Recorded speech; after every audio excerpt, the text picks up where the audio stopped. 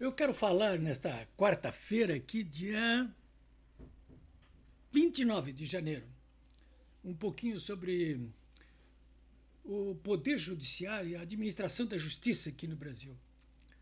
É um assunto meio controverso, aliás, muito controverso, principalmente em função do protagonismo que assumiu nos últimos tempos aqui o Poder Judiciário, sobretudo através da cúpula, ou seja, da Corte Suprema, né, estabelecendo aquilo que muita gente já chama aqui de ditadura da toga e que eu prefiro denominar, como consequência dessa atuação do Supremo Tribunal Federal, eu prefiro denominar isso tudo aí que está acontecendo no Brasil hoje, esse regime que nós temos aqui no Brasil, como uma democracia fraturada, né?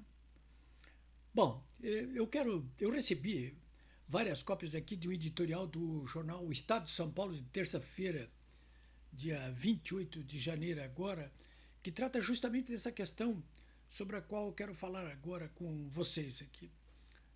Nós sabemos, eu tenho defendido, inclusive aqui no meu blog, polibraga.com.br, a proposta de que é necessário, é mais do que necessário, uma reforma do judiciário.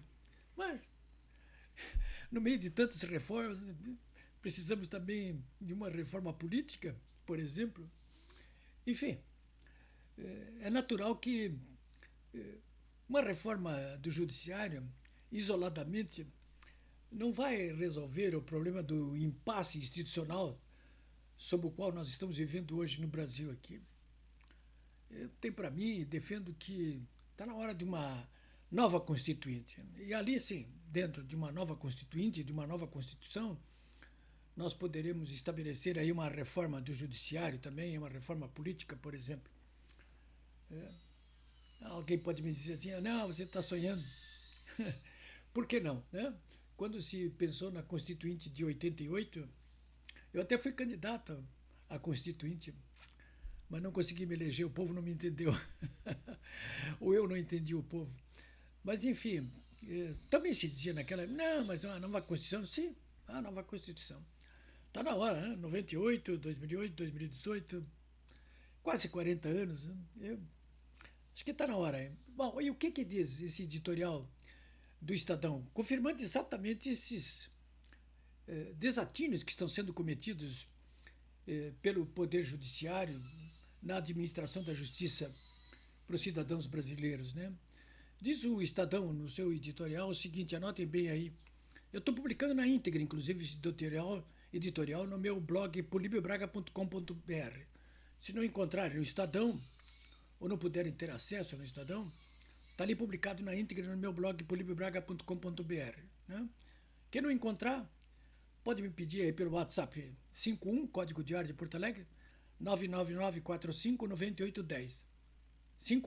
51-999459810. Se não encontrar, tá no meu blog, hein? Mas se não encontrar, me pede cópia aí que eu mando por WhatsApp, né? Bom, diz o que o editorial diz. Um judiciário perdulário, gastador, né? Lento e privilegiado, pesa sobre as contas públicas. Ele está analisando a questão dos problemas que esse poder judiciário brasileiro hoje está exercendo sobre o mau estado das contas públicas. Porque diz que isso aí, esse judiciário perdulário, lento e privilegiado, prejudica o desenvolvimento econômico e mina a confiança da população no Estado democrático de direito. Simples assim. E vai adiante. Diz o jornal, a correlação entre um Estado de direito vigoroso e o desenvolvimento econômico, social e cultural é intuitiva e bem documentada. De um sistema de justiça eficiente e equânime depende, diz o jornal, a produtividade e a estabilidade dos negócios. Continua falando o jornal aí na área econômica, né? Mas vai além, porque ele diz que depende também a proteção dos direitos individuais e a resolução dos conflitos sociais. Olha só, hein? Tá, é no fígado, né? Então, a correlação entre o Estado de direito vigoroso e o desenvolvimento econômico, social e cultural está bem documentado.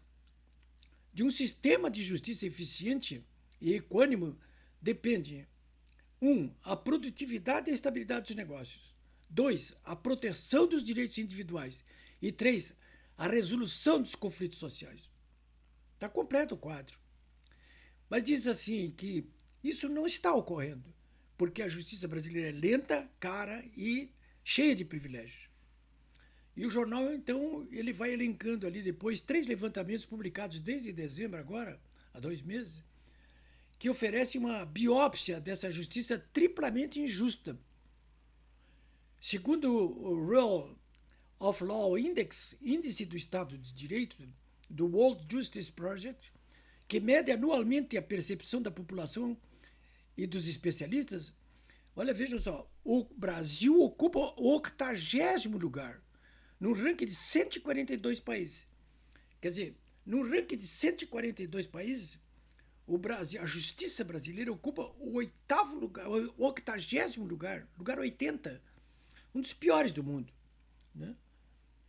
Entre os 32 latino-americanos, a posição do Brasil é a 17ª. Olha só. Os brasileiros, em todas as vezes que é ouvido por pesquisas a respeito do Poder Judiciário, dizem que esse sistema judiciário ele vive com base na discriminação, na influência do governo, na morosidade e na baixa aplicação das decisões. E a justiça criminal é pior ainda, né? É mais pior, mal avaliada ainda, pior até do que a Venezuela. Aliás, pior não. Ela só é melhor do que a Venezuela no mundo todo.